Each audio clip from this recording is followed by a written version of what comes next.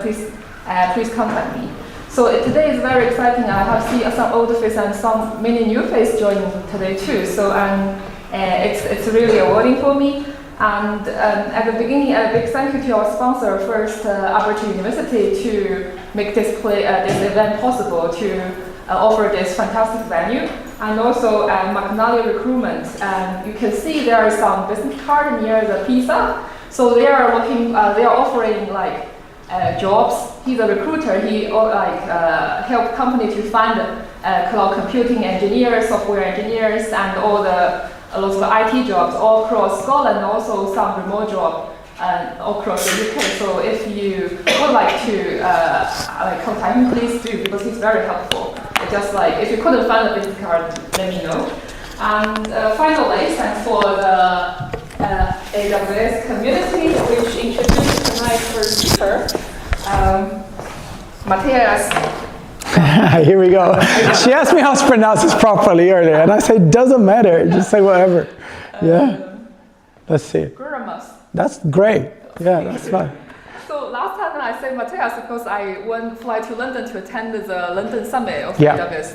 And he was presenting in front of 3,000 people in a huge room with a massive screen. So you saw my talk? I didn't even know you were there. Okay, cool.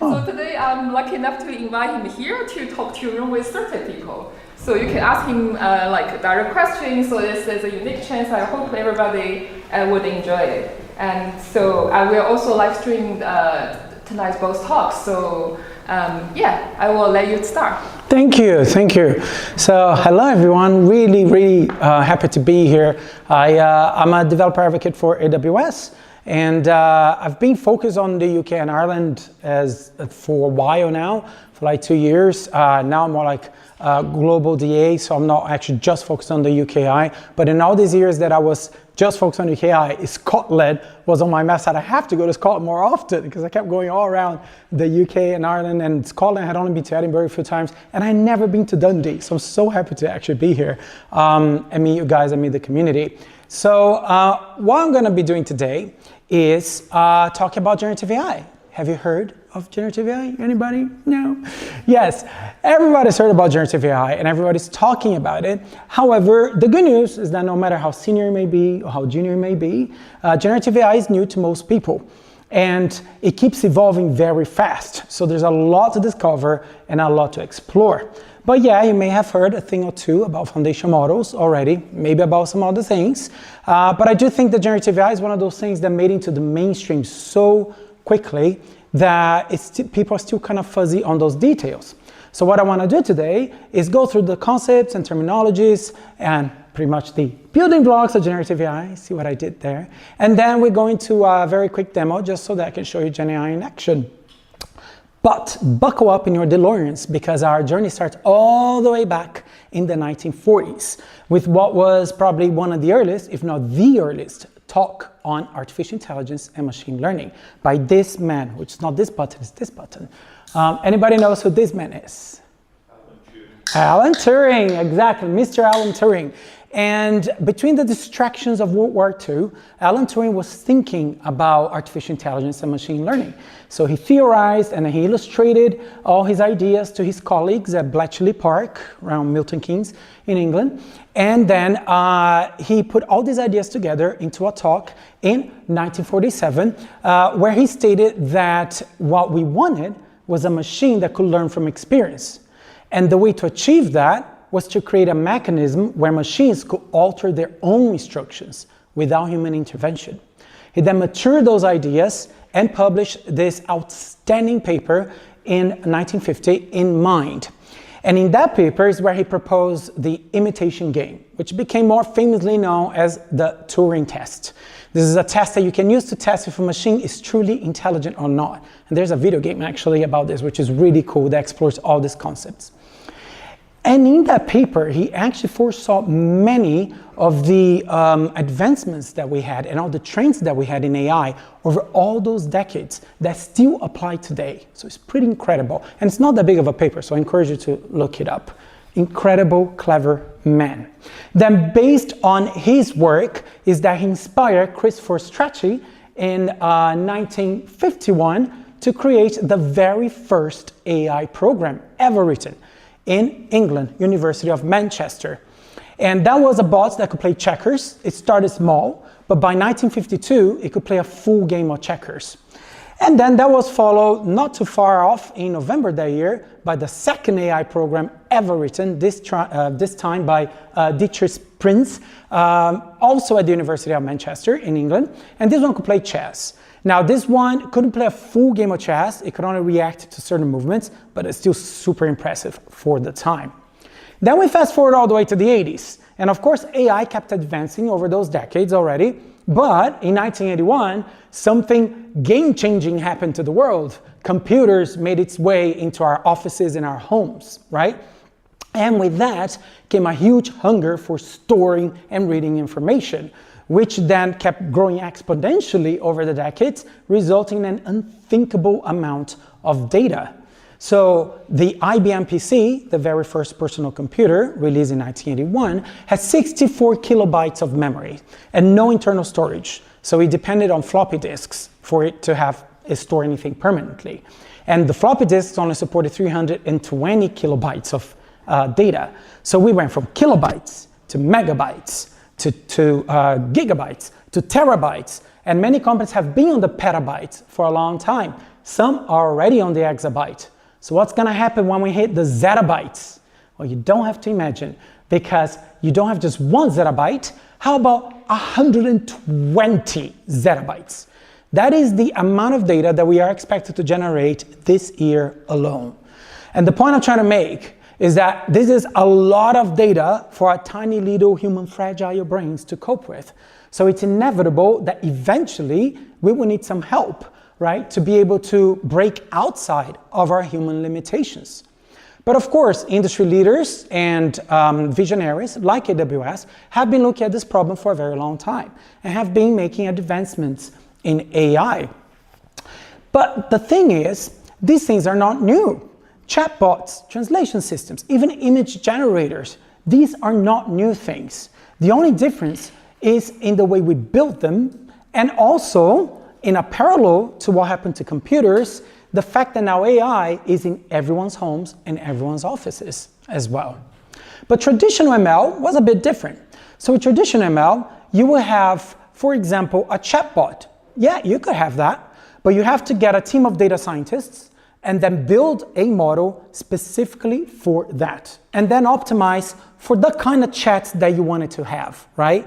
Oh, you wanted to generate some text? Again, yes, you could, but you have to get another team of data scientists, maybe the same ones, but still they will have to build yet another model to do that text generation. And again, you would optimize to generate the kind of text that you wanted to generate. And these optimizations were done using labeled data. Now, labeled data is a very simple concept. It just means tagging data. So you need to tag data to then do a method called supervised learning. And supervised learning is a way of training computers by you as a human telling the machines, this is our understanding of the world as humans. Learn from us, right? That's all it is. So this is how it works. Very simple.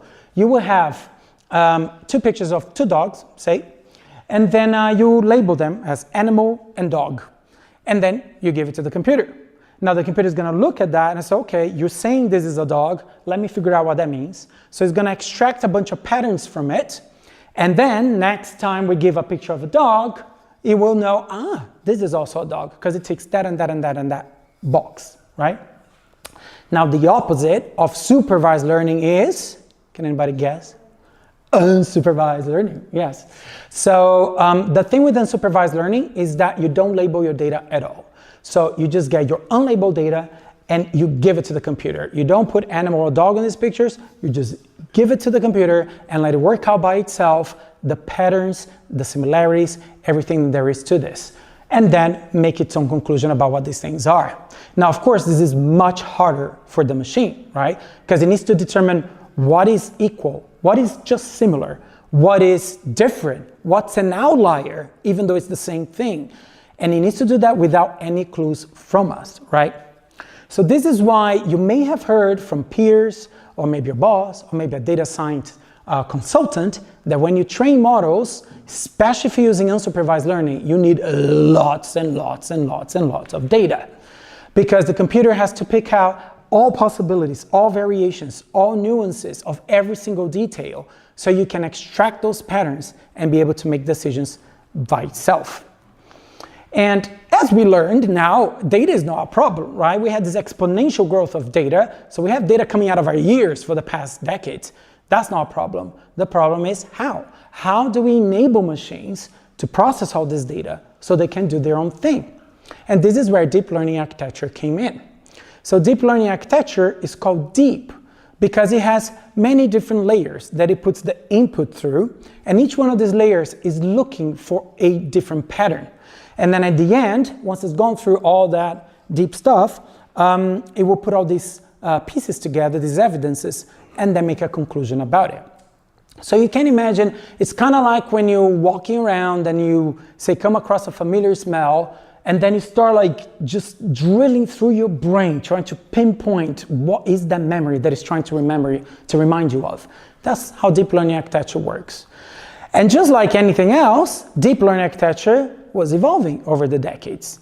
But in 2017, it's that recent, there was a massive breakthrough. And that was the publication of a paper. Does anybody know what paper that is? Maya? All you need is attention. Attention is all you need.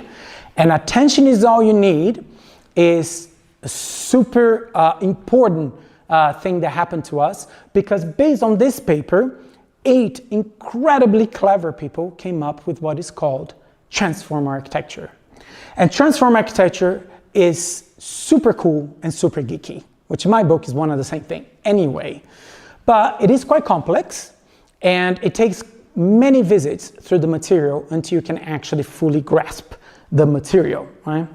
Which is both a statement and a little inside joke for those that know recurrent neural networks. But it was pretty much one of the main advancements we had in our recent times. This is responsible for this leap forward and pretty much for the generative AI revolution. Now, I like to set challenges for myself. So why does this complicated material? I actually wanted to give you very quick highlights of why this is so important, because also it helps you understand other things. So here is the summary. Transform architecture is revolutionary for 3 main reasons. There are others, but the 3 main ones are position encoding, self-attention, and multi-head attention, right?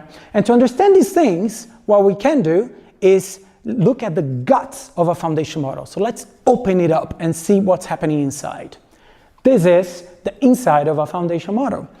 So this is transform architecture. At first, it can look very daunting, but it already starts becoming easier if you realize that it's just a pipeline, right? And just like any pipeline, it has a beginning and an end, an input and an output. But the input, in this case, is a prompt, right? The stuff that you send to the foundation models. And the first thing that the model is going to do is translate this prompt, this English prompt, or whatever language you're using, into its own language that it can understand internally. Kind of like computers convert everything to binary, ultimately, even though we are typing text, right? So it's going to encode that text in the prompt into this language. And the thing is that before transform architecture, this language was simply a conversion, much like a decimal number to a binary number, this text to that kind of text that I understand. But transform architecture created an algorithm that it doesn't just translate the text, but adds information to that encoding. So it's both a representation of the text and of the position of each element in that sequence within that text, right? And this is important, because in NLP, natural language processing, models need to understand the position of words to know what's going on, right? Especially important with other languages, such as, for example, Japanese, where things come at the end, and in English it's the opposite, you know? So it's really important. But to do that, they had to call all kinds of modules and stuff. You can think like functions and things, you know, things outside of the input, which slowed everything down, and worst of all, made everything very kind of one at a time. But then with transform architecture, it came up with this concept of positional encoding, which means that at any time in this pipeline, when any of these modules need to ask, what is the position of this word in the sentence, it's available immediately. So this already bumped efficiency a lot, right? And helped a lot with us making these things faster. But that's not all. It then came up with yet another concept. And when you have to interpret these words in the prompt, what happens is that machine learning will use the concept of attention. And this is really cool actually, because this is emulating the same cognitive abilities that we have as humans. It's trying to simulate that. So it does that by scoring things in a text, in a sentence, to say what is the thing that matters the most that I should pay attention to. This is happening right now. As you're listening to me, you're hanging out certain words, you're dropping other words, you're storing something, you're discarding something, so that you can keep up and learn. So exactly the same concept. So these models need to score these things. And again, before transformer architecture, other deep learning architectures would have to then call all these modules, and it had a lot of overhead, and that also meant that they can only do it one at a time, which made things very slow. But then transform architecture came up with self-attention. And self-attention is a concept where the whole thing has all the information you need at any given time. So no need to call different modules and functions or whatever to work out the score of these things. Anybody at any time can just take the prompt and work out the scores, the attention scores on its own. So then it decided, okay, we can take this further then. So how about instead of one thing calculating the score, how about we have multiple things calculating the scores at the same time? So we can go at maximum speed with this thing. And that's what it does. So it spins up a bunch of parallel tasks using parallel computing. Just a bunch of servers, a bunch of computers, if you will, each running the full prompt and going, okay, I'm going to calculate the score in this bit, I'm going to calculate the score in this bit, and then they all come together very fast with that calculation. And that is called multi-head attention. And multi-head attention, as you can see, happens a few times here in the pipeline. And it's pretty much, if you want to think about it, the key thing that made us have that leap in the future because of the increase in efficiency. And that is what allowed us to then process vast amounts of data very, very quickly. And pretty much responsible for the birth of the foundation models era that we're living in right now. So what are foundation models? Well, foundation models are machine learning models trained using transformer architecture to some extent, either full transformer architecture, partial, or a variation of it. And because of that, they process vast amounts of data, which means they have vast amounts of general knowledge, which means they can do many tasks, not just the one. So if you compare that to traditional ML, before we had one model, one task. Now we have one model that knows everything and can do everything. So that's very much simplifying everything. And this is why AI can be commoditized now and why it's become so ubiquitous, whereas before it was more of a tech scene thing. So it can do all these tasks, but then if you send a prompt with all this information and all these possibilities of different things that you can do, how does it know exactly what you want? Well, it has to process the prompt very carefully, right? So the first thing that it does when it takes your prompt is slice it. And it's going to slice it using a tokenizer. In this case, I'm using BERT. BERT is one tokenizer. It's pretty popular among many foundation models, but there are others as well, right? And then what BERT's going to do is get these bits of the sentence and split into these tokens. But as you can see, tokens are not words. So we have under, we got stand, we got in, right? Those are sub-word tokens.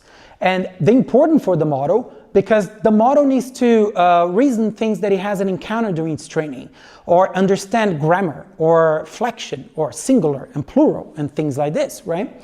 So this is what this is doing. And then there is special tokens like CLS and SEP. These are specifically to BERT, and this in BERT signifies the beginning and the end of input. So if you want to know how many tokens are in a prompt that you send, personally what I do usually is see how many words or punctuation marks are there, and then just add 20% on top. But then the question is, why should you even care? Well, you should care because a lot of the hosted foundation model services charge per token consumed. So tokens are cost units in a lot of services. So it's very important to understand them and keep them in mind. Okay, but as I mentioned, models have to convert these things into their own language. So they're gonna slice these tokens, this prompt into tokens, and now they're gonna convert the tokens into their own language. And that language is embeddings. So embeddings, or if you want to call it vector embeddings, they are the same thing, are very much fancy terms for something that's hopefully much more familiar to everyone, and that is arrays. Everybody familiar with arrays? Yeah, to a certain extent. So array, a collection of things, and in this case a collection of numbers. But these are not just simply ordinary numbers. Each number has a meaning. It maps to something, right, significant. And the way it maps to something is by using a vectorizer. So in this case, I have, for example, Amazon Titan Text Embeddings, which is an AWS foundation model, which does exactly that. It has this knowledge of how to convert real features or things or text or meanings into numbers, right? So this is how it works. Imagine we have a picture of a water bottle. We put it through the vectorizer, so Amazon Titan Text Embeddings. Then it's going to give us this array. And then each one of these numbers represent a feature of that object. So perhaps the fact that it's a bottle, perhaps the fact that it is a liquid, perhaps the fact that that liquid is water. This is how it works. And because each one of them represents something, they are called a dimension. And because you got 3 of those in that array, this is called a 3-dimensional vector. So next time you hear a vector, what it means is just an array with so many items of these numbers that represent things, right? And you can have more than 3 dimensions. You can have 10-dimensional vectors. You can have 1,000-dimensional vectors. You can have 1,024-dimensional vectors, which is the maximum amount of dimensions that Titan Text Embedding support at the moment with version 2. And of course, the more dimensions you have, the more features you can describe about that object. So potentially, the more accuracy you're going to have, right? But the crazy thing and the cool thing is that once this is done and the models have the mapping of meaning into numbers, it can compare things using simple math. So if I give a picture of a Coke bottle and say, how similar are these things? Then the model can go, well, I know their bottle, I know they hold a liquid, but wait, it's not the same liquid. So it can go, they are 2/3 the same, but they are not the same thing. That's how cool it is. And that's how easy it is once you understand it. Okay, so we understand a lot about foundation models, we've seen the insides of it, and we know what makes it tick. So what are the types of foundation models that we can use today? So to begin with, you got the star of the show, LLM. Has everybody heard of LLM? Yeah? Have you all used LLMs, you think? Yeah, right? Cool. So everybody knows you use LLMs for text. These are just foundation models specialized in text. That's all they are. And they are by far the most popular type right now. But it didn't take long for visual models to come along. Visual models understand static images, so they're very good for that. But if you're going to use videos, then you have to use spatial temporal models. Because videos are a sequence of static images, so it needs vision capabilities, but it has to do that over temporal dynamics. So it's its own thing. And that's something that's coming up more and more. Not as ubiquitous as the other ones yet. Then you got other types. You got graph models, you got speech and audio models. But the new star of the show now, stealing the thunder for LLMs, is multimodal models. And multimodal models, in a way, it's kind of parallel to what happened to traditional ML and foundation models. Remember, traditional ML, one model, one task. Then we went to foundation model, one model, many tasks, but one modality. What do I mean by modality? Text, for example, or image, right? So you want to generate images, you go to that foundation model. You want to generate text to that foundation model. And now multimodal brings that to yet the next level. No, you only need the one to generate text or images, modalities, right? And these models now, the modern ones, are already coming out multimodal. So all the models in the Claude 3.5 family are multimodal. You can work with text or images with them. Llama 3.1 did not come out multimodal, but Meta was very quick on announcing that they are working on a multimodal model for Llama 3.1 as well. That's coming soon, according to them, in the next months. But that was in July when they released it. So this is the types of model that you can use, but how do you actually then use them? Well, there are 4 types of things that you can do right now to use them. To begin with, you can train them yourselves. Now, if you're an AI company, this makes sense. If you're like AWS, we provide foundation models through the Amazon Titan family of models. This makes sense. But this is a lot of work and expertise that goes into this, right? So it's got to make sense for your business. If you're going to do that in AWS, you can use Amazon SageMaker. Having said that, if you are a startup that have some kind of AI element to it, but you're not going to go as deep as offering foundation models and anything like that, but you still want some low-level control over that machine learning process and science, you can actually use Amazon SageMaker Jumpstart, which will give you that shortcut into it. And you can then select foundation models, you can use them, you can customize them, you can share them with just a few clicks, while still retaining some of that low-level control. Now, the second option is using Hugging Face. Who knows Hugging Face? Who's familiar with it? Right. Hugging Face is to machine learning models what GitHub is to code. So it's pretty much the GitHub of machine learning models. Last I checked, which I think was Monday or something, what day is today? I don't even know. But anyway, a few days ago, it already had like over 800,000 models. Yes, I'm not saying this wrong. Nearly 1 million machine learning models that you can pick from there, right? And again, you use Amazon SageMaker to deploy Hugging Face models. And if you want to, again, accelerate your journey, again, you can use Jumpstart, which will have, in just a few clicks, you being able to use these Hugging Face models and deploying on AWS hardware if you want to run the training for these models. So we have specialized chipsets like Inferentia and Training, Inferentia for inference models, Trainium for training workloads, and or you can use NVIDIA GPUs as well. We've got a bunch of instances with NVIDIA. And again, you could use SageMaker Jumpstart to, like I said, to accelerate all this, or you could do it raw yourself, up to you. Right, then there's the third one, which is really mind-blowing if you haven't heard of this yet. But yes, you can run foundation models in your laptop. This is how far we've come already, right? So you can actually run them in your local computer. All this computing power and all that kind of stuff. Now, you can just download them. They're already pre-trained, so everything's been kind of done for you, and you can run them in your computer. Now, not everything's as it seems. It seems like, great idea, and it is. Like, it's pretty cool for like playground, perhaps to help you with your daily tasks, but you cannot really use it for any serious application work because, to begin with, you cannot connect to them programmatically running on your machine, right? So you cannot really use it in an application flow or integrate into anything. And then you're gonna have problems of hardware and scalability, so on and so forth. There are like pros and cons, right, to this. And I put that on our YouTube video. If you want, you can scan that or find that code in Matheus later if you wanna hear more about it. But if you want to run them locally in your machine, there are 2 main tools right now that you can use. One is Ollama. Have you heard of Ollama before?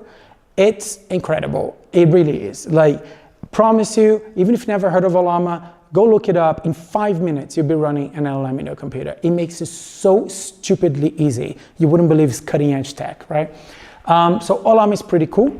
And then Opera web browser. Yeah, I mean the web browser, So Opera is the first web browser to introduce this functionality of allowing you to run LLMs locally.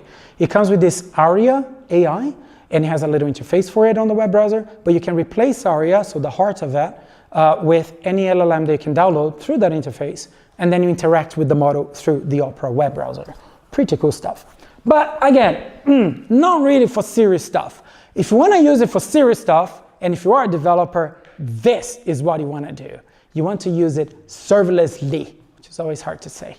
And that's what Amazon Bedrock is all about. How many of you are developers in the room? Okay, cool. That's good for my demo. Although I do have 2 options of demo, but I want to do the developer demo. Pretty much what this does is make all the data science stuff optional that we just talked about, and then just bring it back to the developer world to say, you want to add Gen AI to your application? Easy. You don't even need to just choose one foundation model. We have many. And it's a serverless portal. So you literally just connect to this through an API. And at Amazon, we have, this AWS, even specifically, we have this philosophy that we never believed that one model will rule them all. So while we have our own foundation model family under Amazon Titan, Titan Text Lite, Text Premier, Image Generator, whatever, we always said we don't believe also that our models are the best and that's that, right? It's every foundation model will be best at different things. That's something we always said. It was an early vision, and to be honest, it's already come true because there are many people, many customers that I talk to and developers that use multiple foundation models in one application, depending on what that work stream is doing, or multiple applications within your business. So you can tap into that very easily. Much like you can use our models, you can use Anthropic's Claude 3.5, which is already available. And if you remember, they're all multimodal.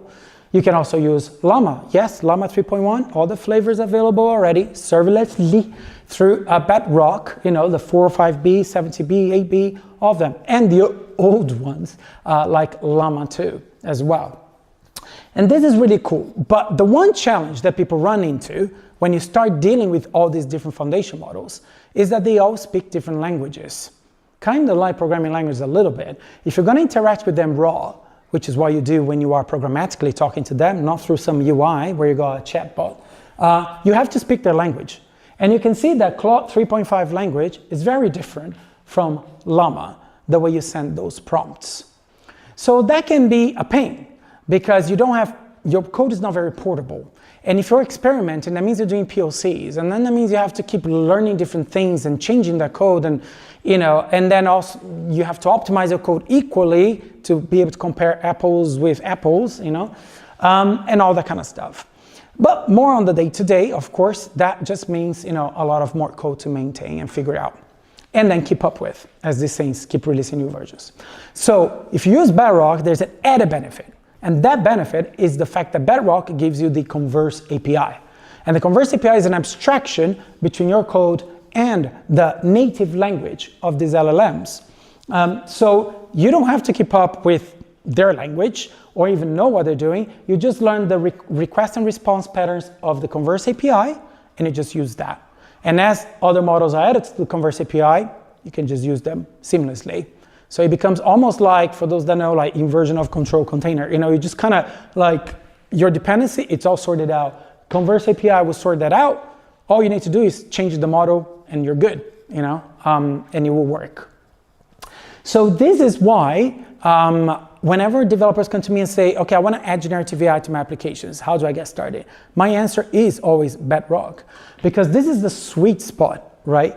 This is literally a way for you to add generative AI to applications today using the exact same skill set that you already have. You don't have to know all the stuff that I just talked about. It's good to know. Some stuff you'll find it useful. For example, like I said with tokens, if you run into it and you need to do some costings on your POC, you need to understand what a token is. But ultimately, when you use them, all you need to know is how to use an API. So this is why I'm trying to coin a term, hasn't happened yet, which I'm calling, instead of Gen AI, Gen API, or Gen API, or Gen, I don't know, I have to work on the emphasis, but you know what I'm trying to do there. So this is to say that much like all these other AI advancements we had before, so for example, sentiment analysis was all the rage at some point, right? It still is pretty cool and useful, but now it's just an API. You can add Amazon Comprehend to your application and you just call an API, you can do sentiment analysis. No need to understand anything about the data science behind it. Same thing with speech to text. Add Amazon Poly, just an API.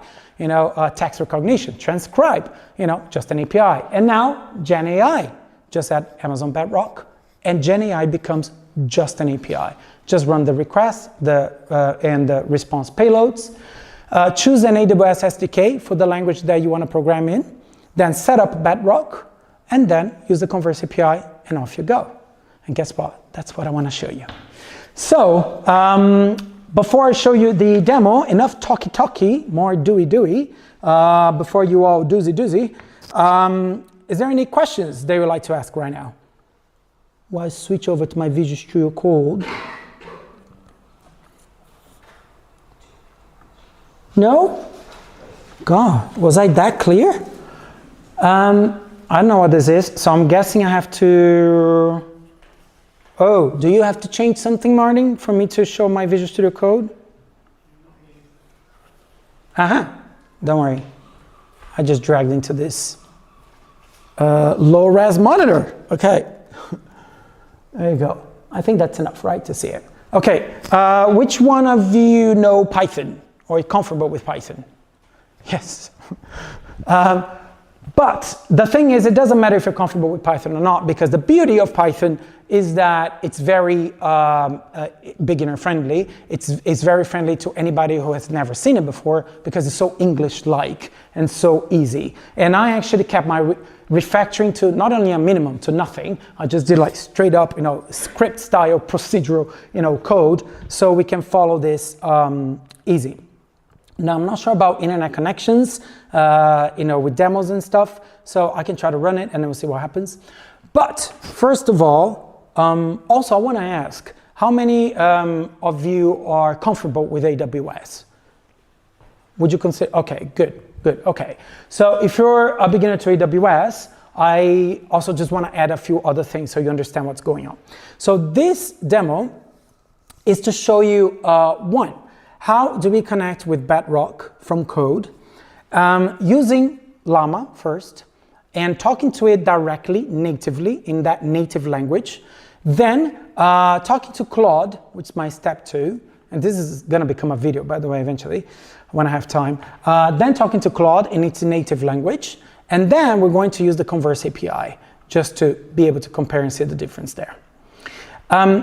So this one is using Boto 3, Bedrock, Direct Invoke, Llama 3.1. This is where we start.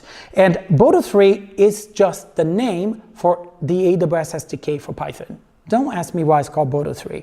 It's a silly but memorable name, I guess, because the JavaScript one is just AWS SDK JavaScript.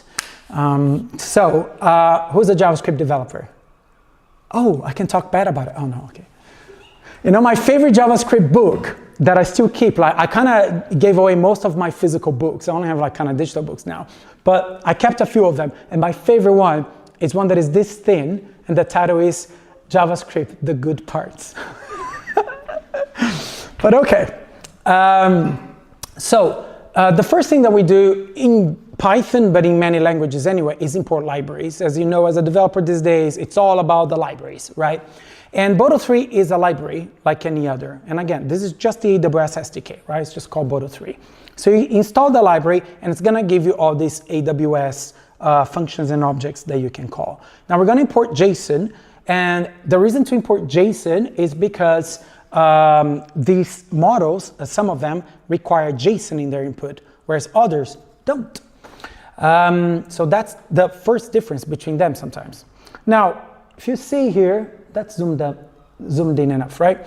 So if you see here, what I'm doing is creating a variable called Bedrock, and that's going to be our client. This is how we're going to interact with Bedrock on AWS. And to do that, we just need to instantiate it, right? So what I'm doing there is calling boto3.client, and this tells I want something from AWS, right? So that's a pattern that if you start using Python Boto 3, you're going to use it time and time again. I want something from AWS. I want to use S3. I want to use EC2. I want to use whatever. I want to use Bedrock. So you find the magic string through looking at documentation, or maybe asking Amazon Q, which is on your ID right there. If you don't know what that is our AI coding assistant. So you can go here on Q and then just ask, how do I create a call for Bedrock in Boto 3, and then you can just copy and paste, right? So you don't even need to Google anymore. And then you need a region name, and this is why I asked, who's familiar with AWS. The way AWS works is you have an AWS account, and then you have all the regions where we have our servers that you can run your things in the different services that we have. And the way it works is you create, for example, a virtual server in the London region. That virtual server stays in London region, right? Around London somewhere. You don't know exactly where, but it's London, right?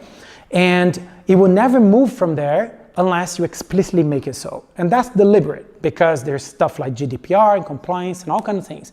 And sometimes you want stuff stuck in a specific geographical space. So we give you the tools to move around, but you still gotta choose, where am I gonna build this application? And in this case, I'm building on US West 2, which is Oregon. The reason for that is because Oregon is getting a lot of the new stuff from Bedrock first, and then the other regions are, catching up. So I like using Oregon. Okay, so that's it, demystified. I'm instantiating Bedrock, and I'm saying this Bedrock that I'm interacting with is gonna be in the Oregon region, US West 2. Okay, now I have a prompt. So we're familiar with what prompts are. So I'm building the prompt in the language that Llama 3.1 understands. So remember, they all understand different languages. So I had to kind of learn what is it that Llama 3.1 expects, and it's all this gobble until I actually can say what I want, which is what is the capital of Australia. And then, we're gonna just pass some arguments. In Python, we got quarks. That just means named arguments. Instead of 1, 2, 3 positional, you just give it a name and pass it in. So this argument, for example, is called model ID, content type, blah, blah, blah. So these are easy, right? We're just saying, look, we're gonna pass in JSON. Body, I guess you can kind of understand the body, the data that we're actually gonna send through the API. And that contains the prompt, right? And a few other settings which are very typical to foundation models. So you get used to them very quickly once you learn more about it. And then the key thing here is sending the model ID, which I found out from documentation, or actually in this case, more accurately, I used Amazon Q and said, give me the model ID for Llama 3, and then just copy and paste. So I don't even need to leave my ID, right? And that's it. These are my arguments. What do I do now? It's very simple. I use that Bedrock object that we created, and then I use the function invoke model. Now, this is not the Converse API. Invoke model is when you talk to models natively, directly. So Bedrock gives you the option if you want to do that, which is why I have all this here. And then I pass all these arguments. So as you can see, it's only a few lines of code. It's barely like, I don't even know how many, but like 20 if I don't use word wrap or less. And then I make the call using the Bedrock object, which we'll call the API behind the scenes. So note also that I'm not actually calling an API explicitly and doing all that. If you're JavaScript developers, promises and whatnot. I'm just like calling the Bedrock object and then getting the response back and then printing it. And that's all there is to it. So if you want to adventure ourselves, we can try to run step 1 and see what happens. There you go. So he came back with Canberra is the capital city of Australia. Trivia fact, I had 0 in geography test once in school. It's the only subject that I actually got 0 in arts at one point. So actually I learned something because I didn't know Canberra was the capital of Australia when I was doing this demo. So this is it. That's as simple as that. Boom, you add a generative AI to your application. Now, just very quickly, let's look at Claude. So, same pattern, you're starting to see the same pattern here. I'm using Boto 3, I'm using the JSON library, I'm instantiating Bedrock with the Boto 3 client, using the same magic word, using the same region. Then, I send the prompt. This time, it's a very clean prompt here. But while it's a very clean prompt, Claude expects things in a different format. So, I have to do this in a bit of a different way. It has, for example, this specific variable, anthropic version, which I have to send every time. And if I'm using Bedrock, I have to use this specific thing, right? And then when you send a message, you have to send it like this. Blah, blah, blah. You have to say what type that thing is that you're sending, and then the actual thing. Why is that? Because it's multimodal, don't forget. So while Llama 3.1 is not, and just goes, okay, send me the prompt because it's text anyway, Claude, you can actually send text or image. So I could change this to image and then send the image through. How do I do that? By converting the image into base 64. So you still need a text representation, right, of it. Because of course there's no upload button when you are using APIs. So that's the Claude 3 version. Then same stuff happens. We make the same calls, we print it, and blah, blah, blah. Let's see if the internet gods love me today. Seem like they do for now. And there you go. That's Claude's answer. But as you can see, the response comes back in a different format than it came through with Llama. So I'm gonna have to, in my code, consume this properly, right, and extract these patterns, and again, maintain that code in case also these things get updated. Cool, so let's look at Bedrock Converse. So let's start from the top. Same pattern, we importing Boto3. Note that I don't need to import JSON now. Why? Because Converse API is gonna take care of all that for me. So I'm gonna create the Bedrock object. I'm gonna create the Boto3 client by calling the same magic word, the same region. And now I'm gonna have a messages array. Why? Because Converse API, as the name implies, can keep track of a whole conversation. So all you do is every time you send something to the model and it gives you something back, just add to that array and you have the full history of conversation. Send it back to Converse API and it can decide what to do with that, right? When it calls the model behind the scenes. Then we have a concept of system prompts, which is a foundation model concept, just more explicitly put here for you on the Converse API, which is giving context to the model. To say, for example, you are a geography teacher. Or, I could say, if it's gonna be a funny conversation that I want the output to have, I can say, you are a comedian that knows nothing about geography. And then I ask the question and the response that's gonna come back is completely different, right? So this is when you tell the system who you want them to be. Then, if the model has any parameters you can play with, so temperature, for example, which is a way for you to get more creative answers or more objective answers, depending on what you're trying to do. So if I was a comedian, I probably would put this temperature really high because I want it to be very creative, right? Then you can pass into this configuration object. And then any other objects that may be specific or attributes that may be specific to the model. So top K, for example, doesn't exist in Llama, but exists in Claude. But if I pass Converse API, it can figure these things out for me. Okay, now the heart of it, we passing a message. I give the row, the user, this is me asking the machine, what is the capital of Australia? I append that to my array, and then I just choose my model ID. Now what happens here is that instead of going bedrock.invoke, I got bedrock.converse. And as you can see, it becomes a very simple exercise of mapping attribute name to my variables that contain that value.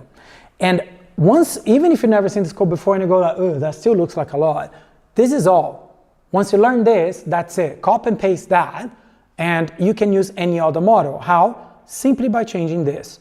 What is the model ID for Titan? Stick it in there. Run through the same code, you're gonna have the response on title. What is the model ID for Llama 2? If you wanna use Llama 3.1, stick the model ID in there and you're done. The same code applies. So it makes everything really easy. And then when you consume, as you can see, again, it's there's nothing specific about it. You just get the output and the message the same way every single time, no matter the model, and you're done. So let's see, what is this, step 3? What happens here? And dun, dun, there you go. And what it's going to give me is the data in a specific format. And all I'm gonna need to do now in my code is pick this answer out, like here, the text, the capital city of Australia is Canberra. And once I do that, again, my code can be used for anything and everything. So I hope that it has been insightful and it has helped you understand more about GenAI.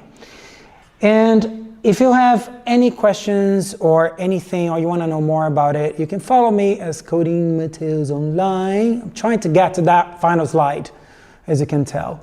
And if you can leave me feedback on the talk, that's great, because I'm still evolving this talk. So really good to know if you enjoyed it, and good for my boss to know as well. So please leave me feedback if you can. And yes, please follow me online if you want to know more. I post a lot of stuff for developers in AWS channels, but also my channels. Always happy to answer questions, help with career. Oh, it doesn't work. Then they did something wrong. Don't worry about the feedback. You can just give me thumbs up later or talk to me later. So yes, I'm always happy to also, answer career questions and all that. I do panels and stuff on career journey, especially if you're getting started as a developer. Lots of material to explore. One that I will recommend, since there are a few people here still getting to AWS, is Skill Builder. If you haven't heard of it, have a look online. Just type Skill Builder AWS. Lots of free material, free self-paced courses they can do at home, and lots of gamified stuff. So I love like Cloud Quest. And if you want to get certified, if you already have cloud practitioner, you can get recertified just playing the game. No joke. You don't need to go and sit for the exam again. There's car clash battle. I mean, there's all kinds of stuff. Go to Skill Builder, have a look, because there's lots and lots of stuff. And I hope to see you guys again. Thank you very much.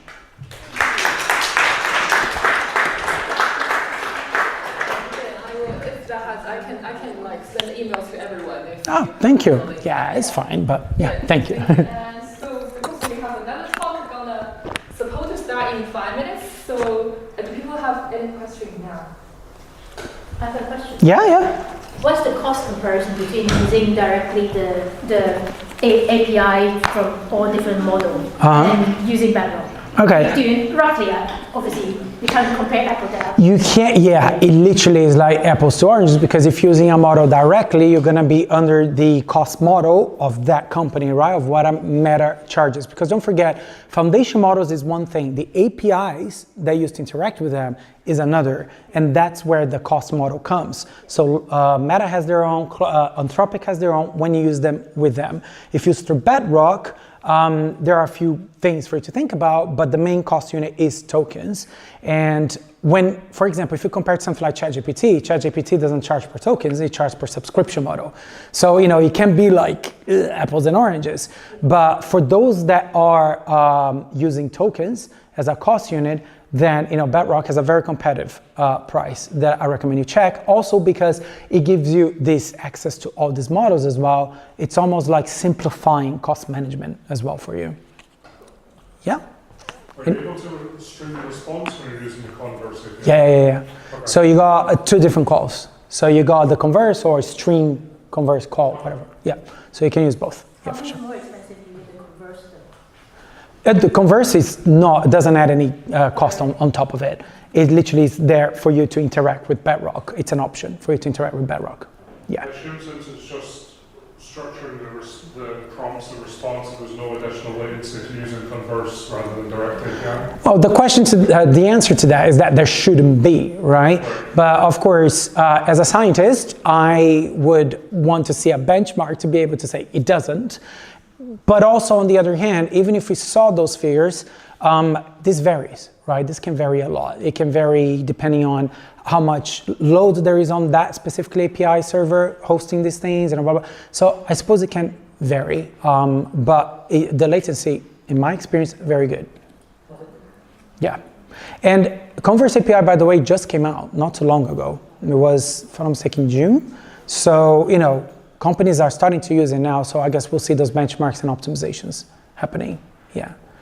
And I should add, by the way, I am a portal between you and the product teams. I work with the product teams a lot, including the Bedrock team and all that kind of stuff. So if you have any feedback or any observations, for example, you used it and you see that it's a bit slow, please let me know, because I'm constantly feeding that, you know, into the feedback. That's what part of what DAs do. Any other questions? How easy is it to switch between models using Bedrock? How easy it is to switch between them? I know you can change the string, but if like both of them were having different sort of parameters that you would pass, Yeah. how easy is it just going to become a big long list of additional parameters? As easy as you make it in your code is my answer to that. Because, for example, my code is not optimized right now, right? So I had it very sequential and stuff. But, you know, to begin with, I'll put the stuff in a function, you know, and then I'll optimize the function to make sure that if I'm going to call it from multiple places, that it makes sense, it's performing, or maybe isolate in a Python module, whatever, you know. So it depends on, the thing about AWS, and that's why I even used the word building blocks in the beginning. It's a famous thing about AWS. We were always about providing building blocks, right? And you put them together any way you want. But of course, that means that you gotta also know how to put these things together in a way that is performing, because you can make maybe not wrong choices, but you know, also not the best practices choices. But that's fine, because maybe that's what you want to do, right? There are people running legacy software still in COBOL in 2024. It's what they want to do, you know? So we give you options, but then we also give you the best practices. So I would say it depends on what you do, but we give you the tools to be as performant as possible. Yeah. Okay. More question, please contact him on LinkedIn. Is 5 minutes enough for people to have a break, or we want 10 minutes? Is 5 okay? If 5 is okay, let's stick with 5. So let's come back to this room at 35 past 7. Right. Thank you so much. Thank you. Right, can I plug in? It's good you have to get out. I'm actually going to talk all about Bedrock now. I know, I saw you talked you about saw it, Bedrock right? introduction. Oh, all right, yeah. Can you share this code? Yes, I can.